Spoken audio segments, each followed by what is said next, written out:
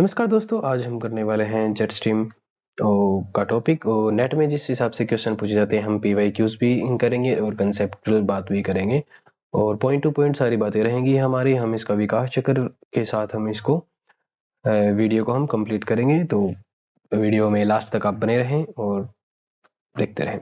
तो सबसे पहले हम देखते हैं कि जो जेट स्ट्रीम है वो होती क्या है। तो जेट स्ट्रीम है, जो आप सभी को पता है कि जो हमारा अक्षोभ मंडल है, यानी कि जो हमारा ऊपरी वायुमंडल है, अक्षोभ मंडल की जो सीमा है ट्रोपोपॉज़, उसके पास चलने वाली 7.5 किलोमीटर से 14 किलोमीटर की ऊंचाई पर क्या है, ये चलती है। और ये एक संकरी पवन हमें देखने को मिलते हैं। एक धारा है, हमें इस धारा को देखना है कि ये जो हमारा पृथ्वी है और इसके ऊपर जो साइड है एटमॉस्फेयर में, ऊपरी साइड एटमॉस्फेयर में, वहां पे क्या है, ये पवने हमें देखने को मिलती है।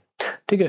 और WHO के अनुसार जो है अक्षोभ मंडल या समताप मंडल में अर्ध क्षैतिज अक्ष के सहारे प्रभावित होने वाली प्रबल संकरी पवन धारा को हम जेट स्ट्रीम बोलते हैं। ये WHO के अनुसार है, तो आप डेफिनेशन पढ़ सकते हो। उसके बाद हम देखते हैं कि इसकी विशेषता क्या है। विशेषता पे हम ध्यान देंगे। सबसे पहले सबसे इंपॉर्टेंट चीजें हैं इसकी दिशा। दिशा पश्चिम से पूर्व हम इसको सामान्य रूप से देखने को मिलती है। ठीक है।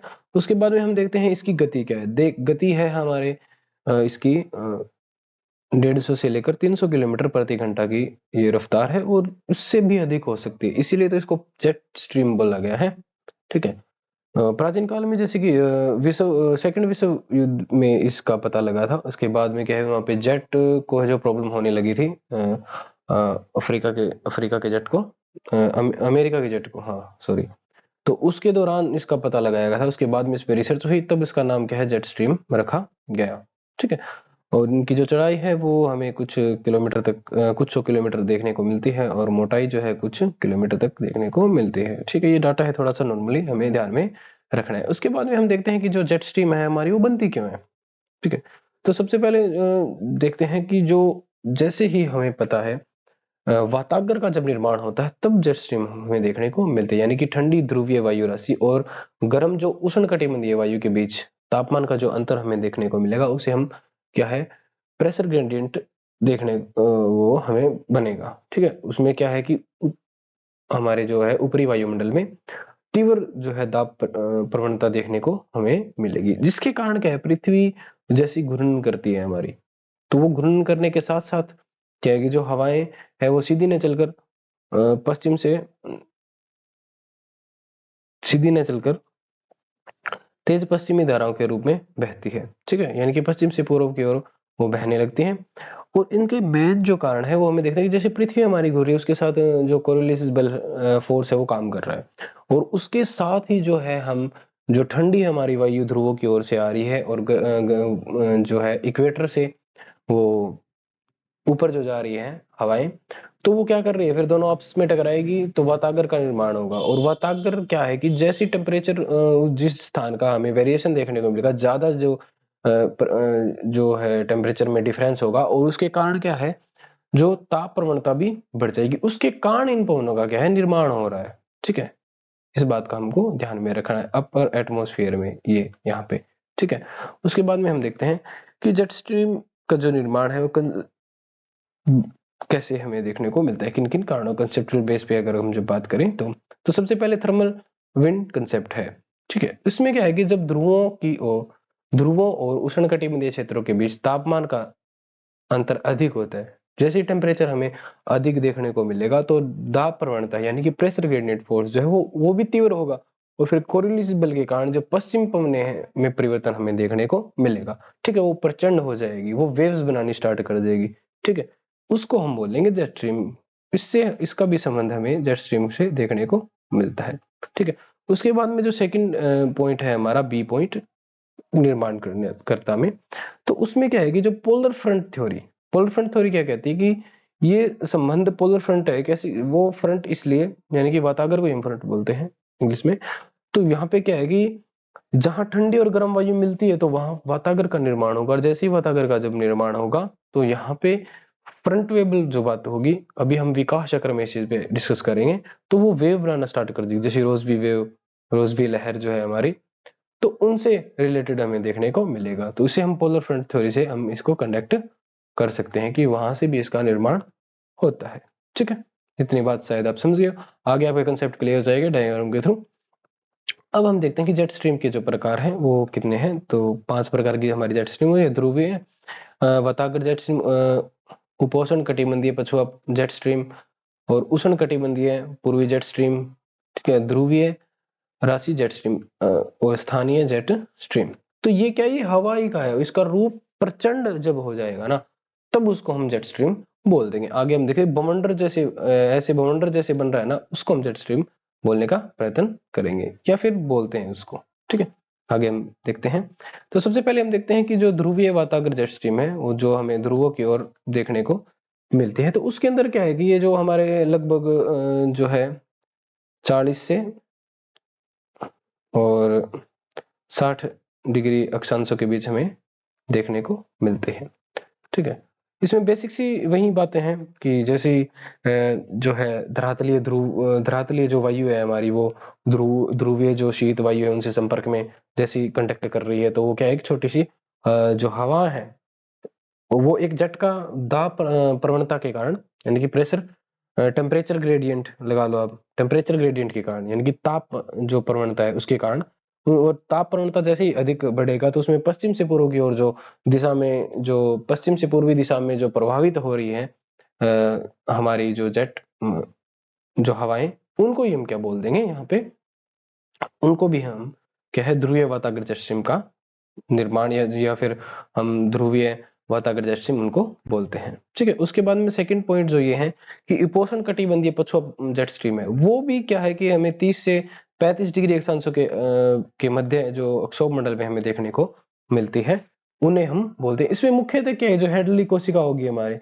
उसकी ध्रुवीय जो हेडली कोशिका ध्रुवीय सीमा के पास जो चीजें, जो हवाएं चल रही है, उनको हम बोल देंगे। और ये इसमें जो कि है, ये जो हमारे ध्रुवीय वातागर जेट स्ट्रीम है उसके मुताबिक हम देखें तो यह अधिक नियमित है, नियमित रूप से ये कार्य कर रही है। ठीक है, तीसरा जो है वो है उष्ण कटिबंधीय पूर्वी जेट स्ट्रीम। तो उष्ण कटिबंधीय जो पूर्वी जेट स्ट्रीम है वो क्या कर रही है कि जो धरातलीय पूर्वी व्यापारिक हवाएं हैं के ऊपर अक्षोभ मंडल में भारत और अफ्रीका के ऊपर ग्रीष्म काल में होती है। इनका जो संबंध है तिब्बत के मानसून से के लिए महत्वपूर्ण हमें देखने को मिलता है। इस बात का हमें ध्यान रखना है उष्ण कटिबंधीय पूर्वी जेट स्ट्रीम के बारे में। फोर्थ ये है कि ध्रुवीय राशि जेट स्ट्रीम। अब ध्रुवीय राशि जेट स्ट्रीम अलग है, और जो फर्स्ट में हमने की ध्रुवीय वातागर जेट स्ट्रीम, वे दोनों ही अलग अलग है। अब ध्रुवीय राशि जेट स्ट्रीम जो है वो समताप मंडल है, जो हमारा ऊपरी ध्रुवीय जेट स्ट्रीम भी इसको हम बोल सकते हैं। उपध्रुवीय, ऊपरी नहीं उपध्रुवीय जो है जेट स्ट्रीम हम इसको बोल सकते हैं या कह सकते हैं। इनका निर्माण जो है सागर तल से 30 किलोमीटर की ऊंचाई पर अक्षोभ मंडल में हमें जो ऊपरी शीतकाल में देखने को मिलती है। ग्रीष्म काल में इसका वेग जो है वो कम हो जाता है, तो इसलिए इसको ज्यादा नहीं हम बोल सकते, क्योंकि वेव्स ही जो है, वेव्स है वो ही कन्वर्ट हो रही है ना, तो वो चीजें हमें देखने को मिलती है। तो ग्रीष्म काल में क्या होगा, टेम्परेचर के अकॉर्डिंग क्या है, ध्रुवों की ओर क्या है बढ़ना स्टार्ट हो जाएगी। ठीक है, उसके बाद में स्थानीय जेट स्ट्रीम जो है वो मुख्य रूप से कुछ स्थानों पे हमें महत्व जो रूप से जो दिखाती है, जिसके कारण क्या है कि वर्षा आती है, इनके कारण वर्षा भी आती है। ठीक है, कंसेप्चुअल बात है, इनका महत्व में हम देखेंगे क्या है कि इनके महत्व में देखना क्या है, यही है कि ये वर्षा लाने में सहायक है, तो ये सारी चीजें हमें देखेंगे। उसके बाद में हम देखते हैं कि जेट स्ट्रीम का विकास चक्र, ये सबसे इंपॉर्टेंट माना जाता है जो है जेट स्ट्रीम का विकास चक्र। की विकास चक्र में प्रथम में क्या होता है, द्वितीय में क्या होता है, तृतीय में क्या है, फोर्थ में क्या है, तो ये जो है इसके जो विकास चक्र है ये 4 चक्रों में बांटे गए। तो सबसे पहला है जो प्रथम अवस्था। प्रथम अवस्था में क्या है कि जो जेट स्ट्रीम के ध्रुव के पास हमें होता है, यानी कि यहाँ पे जो है हमें देखने को मिलेगी वेव्स। ठीक है, मैं इनका कलर चेंज कर लेता हूँ ताकि आपको अच्छे से दिखे। हाँ ये ठीक है, ओके। तो ये क्या है, यहाँ से पश्चिम से पूर्व की ओर क्या है प्रभावित हो रही है। ठीक है, सिंपल बिल्कुल आराम से स्पीड है इनकी हवा, बस इतना ही है। तो इनके अंदर वेव्स नहीं है, ओनली ये ऐसे ही क्या सीधे रूप से हमें देखने को मिलेगी। ठीक है, वो भी कहाँ पे, ध्रुवों की ओर। ठीक है, और सीधा इनका मार्ग होगा बिल्कुल। और रोसबी लहर का निर्माण यहाँ पे नहीं होगा, इस बात का हमको ध्यान रखना है, रोसबी लहर का निर्माण यहाँ पे नहीं होगा। ठीक है, रोज भी तरंगे क्या है, ऐसे ऐसे होंगी वो, ठीक है, तो यहाँ पे वो नहीं होगा, ठीक है, प्रथम अवस्था में। अब आती है हमारे पास द्वितीय अवस्था। अब द्वितीय अवस्था में क्या होगा, लहरों का निर्माण होगा, यानी कि यहाँ पे लहरें बननी स्टार्ट हो जाएगी और रस भी जो है हमारी, रस भी तरंगे हैं, लहरें हैं, वो ये उनका निर्माण यहीं पे होता है, यानी कि सेकंड अवस्था में। और भूमध्य रेखा की ओर विस्थापित होना स्टार्ट हो जाएगी, यानी कि जो स्टार्टिंग में क्या है, ध्रुवों की ओर चलती है, लेकिन वो धीरे धीरे क्या है फिर यहाँ पे आना स्टार्ट हो जाएगी, यानी कि भूमध्य रेखा की ओर नीचे की ओर हमें देखने को मिलती है। ठीक है, अब इनमें क्या है, इनके अंदर वेव आना स्टार्ट होगी ऐसे, ठीक है, वेव जो है हमें देखने को मिल रही है इनके अंदर। ठीक है, आप इस चीज का ध्यान रखिए, सेकंड अवस्था में क्या होगी, वेव बनना स्टार्ट हो जाएगी ऐसे ऐसे। ठीक है, दो ही काम हो सेकंड अवस्था में, क्या होगी, हमें वेव देखने को मिलेगी, रोज भी तरंगे यहीं पे, इनका निर्माण यहीं पे होता है। ठीक है, ये संबंध इसीलिए रखती है यहाँ पे, जो है जेट स्ट्रीम का संबंध है रोज भी तरंगों से है। ठीक है, इस बात का क्वेश्चन हमें आता है, एनटीए पूछता है कि है या नहीं है, तो है इनका। ठीक है, अब देखते हैं तृतीय अवस्था। तृतीय अवस्था में क्या है कि जेट स्ट्रीम का प्रवाह अत्यधिक लहरनुमा हो जाता है, यानी कि ज्यादा वेव्स हमें देखने को मिलेगी, ऐसे लहरें, अत्यधिक लहरनुमा हो जाएगा इनका प्रवाह। ठीक है, और क्या होगा, दाब प्रवणता पूर्व पश्चिम दिशा में होगी। ठीक है, इनका दाब प्रवणता में डिफरेंस, दिशा इनकी चेंज हो जाएगी। उसके बाद में हम देखते हैं चतुर्थी अवस्था, यानी कि फोर्थ स्टेज। अब फोर्थ स्टेज में देखो क्या हुआ, जेट स्ट्रीम अत्यधिक देशांतरीय प्रवाह के कारण लहरों का विच्छेदन हो,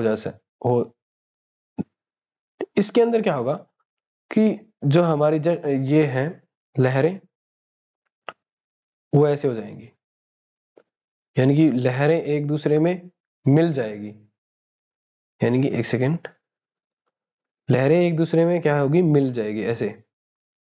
अभी मिलाता हूं मैं, ऐसे ये होगी ऐसे। अब क्या होगी, यहाँ पे ये जो लहरें आ रही थी ना, ये एक दूसरे में ऐसे मिल गई, इनका क्या होगा, चक्कर हो गया, और यहाँ पे क्या हमें लो प्रेशर देखने को मिलेगा, यानी कि भूमध्य रेखा की ओर जो है लो प्रेशर हमें देखने को मिलेगा, और बीच में लो प्रेशर, और बाहर साइड क्या है, हाई प्रेशर। और जो जब हम ध्रुवों की ओर जो वेव्स देखेंगे, यानी कि यहाँ पे, तो उनका चक्कर ऐसे होगा। ठीक है, इनका ऐसे हो रहा है क्योंकि ये यहाँ से आ रही है, और इनका ऊपर वाले का फिर ऐसे होगा, तो यहाँ पे ये ऐसे होगा। ठीक है, तो यहाँ पे हमें हाई प्रेशर मिडल में हमें देखने को मिलेगा। चक्रवात और प्रति चक्रवात की जो कंसेप्ट है वो यहीं पे होगा, यानी कि चक्रवात का निर्माण यहाँ पे होगा भूमध्य रेखा के पास, और जो ध्रुवों की ओर हम जैसे देखेंगे तो वहां पे क्या होगा, प्रति चक्रवात का निर्माण हमें देखने को मिलेगा, और इसी को हम बोलते हैं जेट स्ट्रीम। अब परफेक्ट रूप से जेट स्ट्रीम क्या है, यहाँ पे काम करना स्टार्ट करेगी। ठीक है, यहाँ पे भी मिडल में हो जाएगा, ध्रुवों की ओर मिडल में रखना है हमें हाई प्रेशर, और आउटर सेल हमारी लो प्रेशर की है, और जो भूमध्य रेखा की ओर जो बनेगा वो हमें देखने को मिलेगा ये। ठीक है, इस चीज का हमको ध्यान में रखना है। एक बार इसका मैं डायग्राम दोबारा बना देता हूं ताकि आपको समझ में आ जाए। ये देखो, यहां से ऐसे करेंगे हम, और ऐसे ऐसे, और थोड़ा सा नीचे कर देंगे इसको ऐसे, ये डायग्राम ऐसे बनेगा, और यहां से फिर क्या है, ये हमें लो प्रेशर बेल्ट देखने को मिलेगी, यहाँ पे मिडल में लो, आउटर, और यहाँ पे क्या है, इधर ऐसे ऐसे रोटेट होगी क्लॉकवाइज, तो यहाँ पे हाई प्रेशर हमें अंदर देखने को मिलेगा। इस तरीके से क्या है, यहाँ पे फिर से लो, क्योंकि ऐसे रोटेट होगी है एंटी क्लॉकवाइज, तो यहाँ पे लो प्रेशर, और फिर यहीं पे वापस से हमें देखने को मिलेगा हाई प्रेशर। ठीक है, तो इस तरीके से क्या है, हमारी जो जेट स्ट्रीम है वो काम करती है। आई होप सभी को आपको समझ में आ गई। अभी देखते हैं कुछ क्वेश्चंस। दिसंबर 2025 में एक क्वेश्चन आया हुआ है कि जेट प्रवाह के बारे में निम्नलिखित में से कौन से कथन जो है वो सत्य है। ठीक है, तो देखते हैं। सबसे पहला देखते हैं कि जेट प्रवाह शक्तिशाली नियमित वायु है, बिल्कुल ठीक है, जो ऊपरी क्षोभ में हमें बहती हुई नजर आती है। ठीक है, ये बात बिल्कुल ठीक है हमारी, यानी कि ए तीनों में दिया हुआ है, यानी कि बी सी ऑप्शन है वो नहीं होगा हमारा। ठीक है, यानी कि थ्री ऑप्शन नहीं होगा। उसके बाद हम देखते हैं प्रत्येक गोलार्ध में 2 जेट स्ट्रीम हमें देखने को मिलती है। बिल्कुल सही है। यहाँ पे देखो 2 से मतलब इनका ये है कि एक हाई प्रेशर की और एक लो प्रेशर की। यहाँ पे लो प्रेशर है, यहाँ पे हाई, फिर यहाँ पे लो, फिर यहाँ पे हाई, यहाँ पे लो होगा, फिर ऊपर सेल में हमें हाई देखने को मिलेगा। ठीक है, तो एक गोलार्ध है हमारा, यहाँ पे हमें 2 जो है जेट प्रवाह वो देखने को मिलेगा। अब ये जेट जो है वो इनसे ही तो रिलेटेड है ये दोनों, इसको 4 नहीं बोल सकते, इसको हम क्या बोलेंगे, जो 2 ही है जो है हमारे सेल में हमें देखने को मिला, एक लो प्रेशर एक हाई प्रेशर, यानी कि एक चक्रवात एक प्रति चक्रवात, ऐसे भी बोल सकते हैं हम। ठीक है, तो 2 जेट प्रवाह में देखने को मिलेगा। ठीक है, तो बी ऑप्शन हमारा ठीक हो जाएगा। सी ऑप्शन है वो हमारा क्या कहता है, देखिए जेट प्रवाह विषुवत रेखा और उपयुक्त तथा ध्रुवीय और उप उष्णकटिबंधीय वायु के बीच अंतर के परिणाम स्वरूप उत्पन्न होता है। ये बात बिल्कुल ठीक है। ठीक है, हमने पढ़ी है अभी ऊपर। उसके बाद में डी जो है आंसर वो है, तापमान में जितना अधिक अंतर होगा, ओके, जितना भी अधिक अंतर होगा जेट का प्रवाह उतना कमजोर होगा। नहीं, जितना अधिक अंतर होगा उतना जेट का प्रवाह क्या होगा, तेज होगा। तो ये हमारा डी ऑप्शन जो है वो गलत हो जाएगा। तो ए बी सी, तो थर्ड ऑप्शन में है ए बी सी, तो ये हमारा आंसर थर्ड क्या सेकंड ऑप्शन में है, तो सेकंड हमारा बी जो इसका आंसर हो जाएगा। ठीक है, उसके बाद नेक्स्ट क्वेश्चन हम देखते हैं जून 2016 का। ध्रुवीय जेट स्ट्रीम के संबंध में हमें निम्नलिखित में कौन सा कथन सही नहीं है, यानी कि हमें बताना है कि सही नहीं है। ठीक है, तो ऑप्शन ए है वो देखो क्या है, यह ग्रीष्म काल के दौरान उत्तर की ओर बहता है, यानी कि जो है अपर जो सेल है हमारी उसके अंदर जो है ध्रुवीय जेट स्ट्रीम चली जाती है। बिल्कुल बात ठीक है, क्योंकि वो हमें नॉर्थ पोल की ओर देखने को मिलती है। बी जो ऑप्शन है वो क्या कहता है, यह विशिष्ट संचार की परिसंरचना में ऊर्जा की आपूर्ति करते हैं। बिल्कुल बात ठीक है, क्योंकि ये क्या करेगी वहां पे, जैसी जो चक्रवात होगी वो अपर क्या कर रहे हैं वहां पे, संजावात के परिसंचरण में ही तो वर्क कर रहे हैं वो। ठीक है, तो उसको क्या कर दे, एनर्जी प्रोवाइड कर रहे हैं। ठीक है, ये बात बिल्कुल ठीक है। उसके बाद में सी जो ऑप्शन है वो ये है कि उसका वेग ग्रीष्म काल में अधिक हो जाता है। नहीं, ग्रीष्म काल में कम हो जाता है। ठीक है, मोटे तौर पर तो ये ऑप्शन हमारा हो जाएगा सी गलत।